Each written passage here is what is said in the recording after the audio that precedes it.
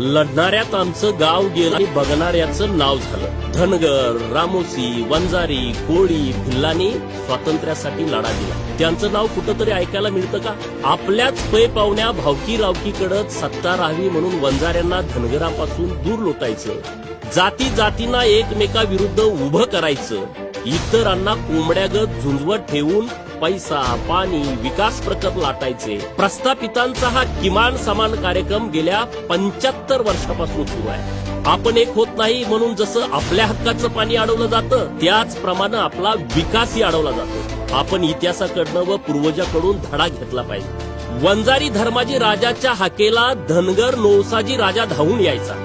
स्वातंत्र्यासाठी इथला भटका विमुक्त मागासवर्गीय लढायचा। इतकंच नाही तर बलिदानाची वर्ष पण 1818 आणि 1819 मुंडे, चाटे, फड, गर्जे वंजारी वीरांना सोबत घेऊन धर्माजी राजा लढत होता। पैनगंगेच्या तीरावर नौसाजी राजा इंग्रज निजामाला गाडत होता।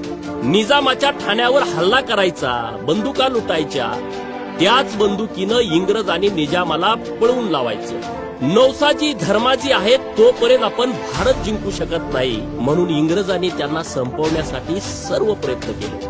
शेवटी काळाने घाला घातला। जुलै 1818 धर्माजीच्या गडीला इंग्रजांनी वेढा दिला। भर पावसाळ्यात रक्ताचे पाट वाहिले। ज्या दगडांना या वंजारी वीरांच्या रक्ताचा अभिषेक झाला त्या परळीतल्या डाबी गावातील वीरगडी आजही पूजल्या जात आहेत। धर्माजी राजानं व त्यांच्या वंजारी वीरांनी दिलेल्या आहुतीचा प्रतिशोध नौसाजी नाईकांनी घेण्याचा प्रण केला।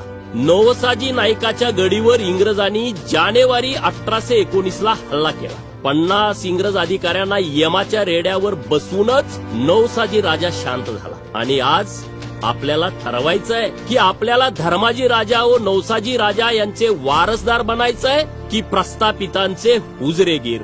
जय भगवान, जय मल्हार।